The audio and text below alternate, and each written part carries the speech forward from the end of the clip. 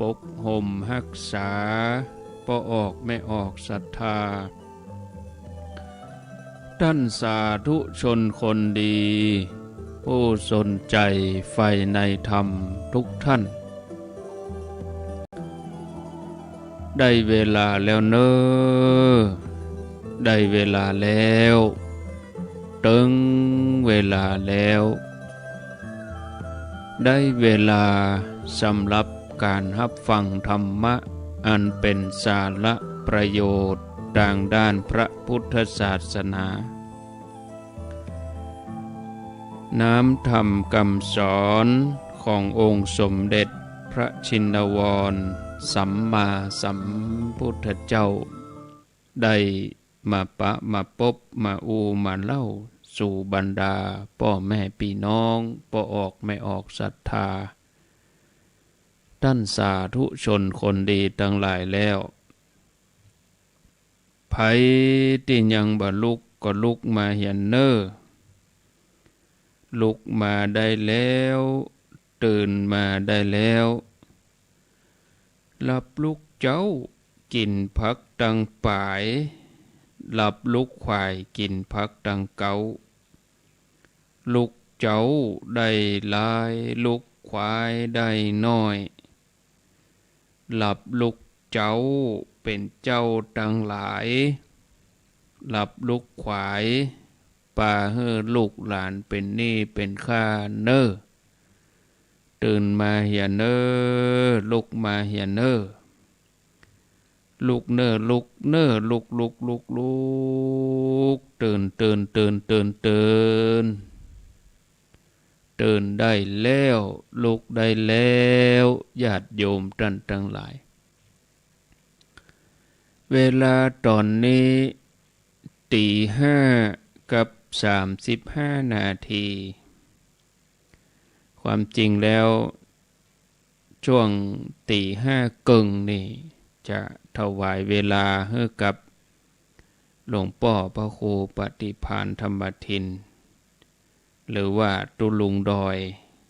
ก็บ่แน่ใจเนาะไฟฟ้าดับกาอินเทอร์เน็ตบ่มากาก็ว่าหลวงตารับลืมตื่นกันยังไงหมู่เนาะแจ้งบอกตะวาแล้วว่าจะถวายเวลาให้หลวงตาถวายเวลาให้ตุลุงเน้อตีห้าเกิงถึง7 โมงไปเลยตุลุงหลวงตาก็ว่าได้กาเนาะบอกว่าหลวงตาจะไปลืมปลุกนาฬิกานะปลุกไว้แน่นอน นาฬิกาทานถ้าจะหมดตะกะบ่หลวงตาก็เป็นอย่างเนาะเอาตามเวลาเปิ้นถ้าเปิ้นมาก็ถวายเวลาให้เปิ้นตามปกติตอนนี้ก็ยังดักปิ้งอยู่นะสัญญาณยังมาเตื้อก็ให้ถวายเวลาให้เปิ้นในวันศุกร์นี้เนื่องจากว่าอาตมาก็ตึงมาตึงวันอยู่แล้วตีห้าเกิงถึง6 โมงแต่ว่าก็มาเนาะวันพุธนั้นก็มาแล้วก็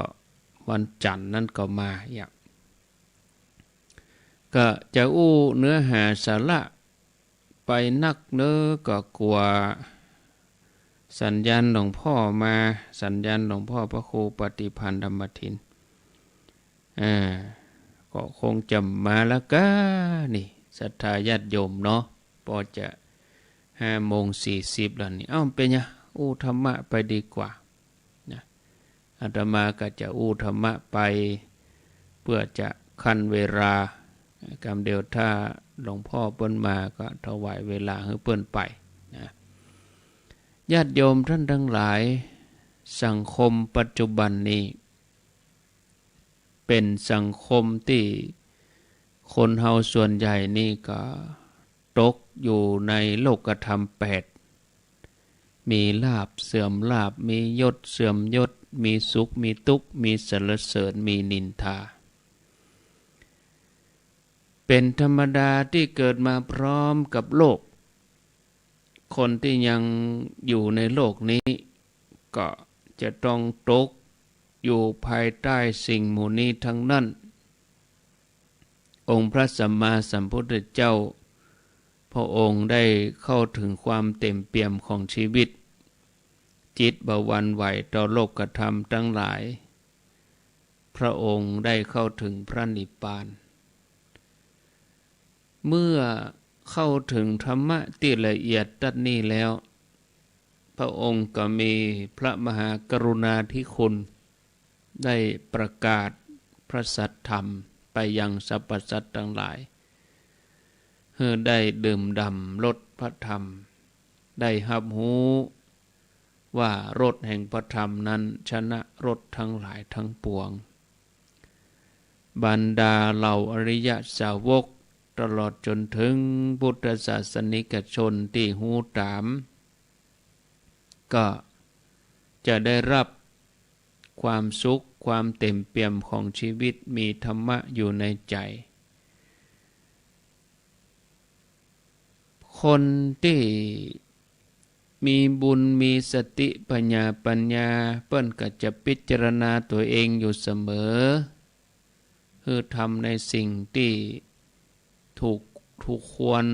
แล้วก็มีสติอยู่ทุกเมื่อบ่ว่าจะเนี่ยอันยังกับพิจารณาให้รอบด้านรอบคอบบ่ให้ผิดพลาดจะได้บ่เสียใจเมื่อลุนแม้สุดวิสัยเมื่อผิดพลาดขึ้นมาก็บ่เศร้าโศกเสียใจก็เร่งรีบที่จะปรับปรุงแก้ไขอันนี้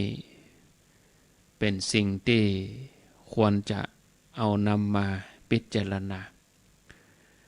ตอนนี้สัญญาณตุลุงมาแล้วโนมาแล้วสัญญาณม่อนจอมพออาตมาคงจะต้องลาศรัทธาไว้ตัวอีกเหลือให้20 นาทีเป็นยังรวดยาวไปเลยอาตมาพักตัวอีกก่อนฟังหลวงพ่อพระครูปฏิภาณธรรมทินต่อเจริญพร